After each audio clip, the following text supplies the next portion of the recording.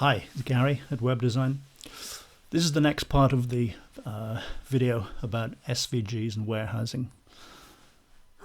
Looking to create an image, an SVG image, a bit like this one here. This is an image that's been used throughout the first project and templates, and it has all sorts of different applications within a RapidWeaver project or template.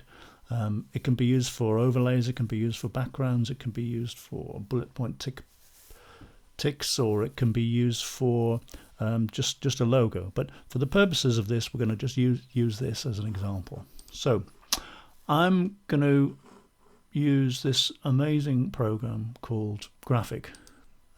Graphic used to be called iDraw. It was recently bought up by Autodesk, the CAD people, and I think it's a really good application. I'm just going to create a new document here, and I don't say that lightly. I've been using Adobe products for years and years, and fed up using Adobe Illustrator, fed up using trying to use Affinity Designer, which is trying to just copy Illustrator too much.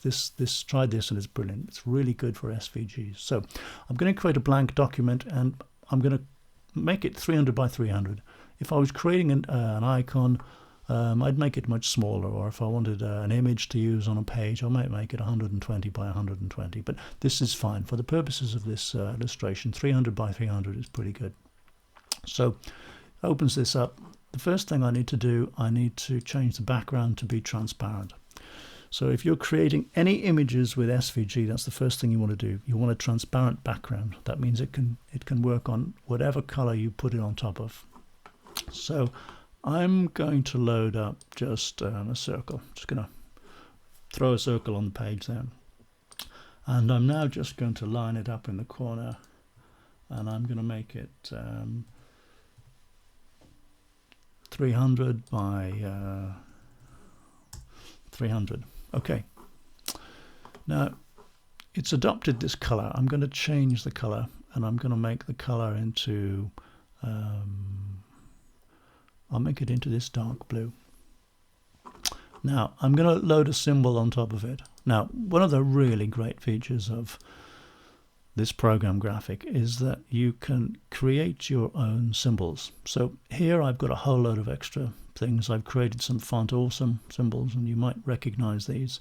These are created by simply clicking on a graphic, and then you click plus, and it adds whatever that graphic is into your library.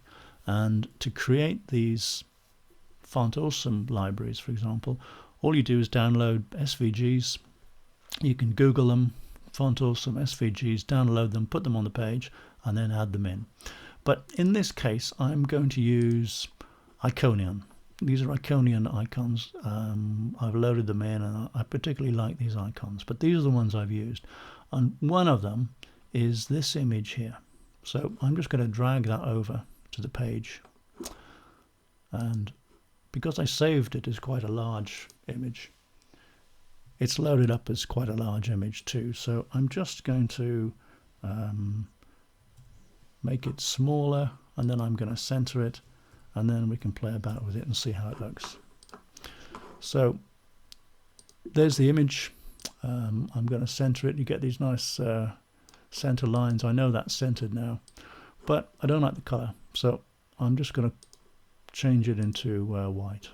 So there we are. There's our image.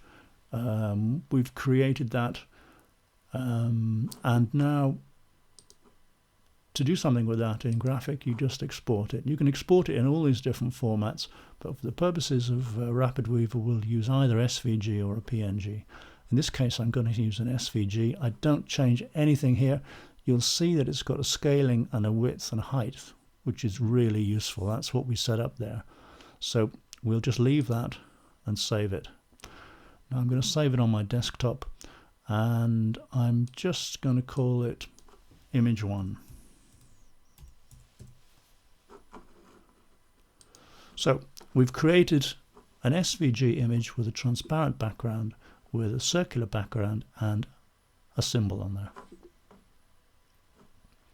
So we'll now close that down.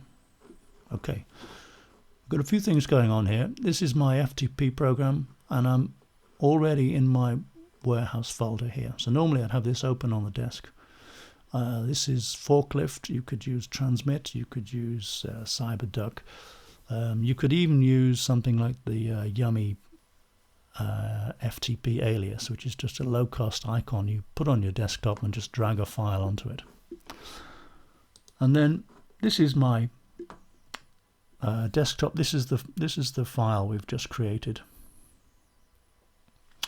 and this is a previous image. So I created this earlier and I've loaded it up. So what I'm now going to do is I'm just going to drag this image over here.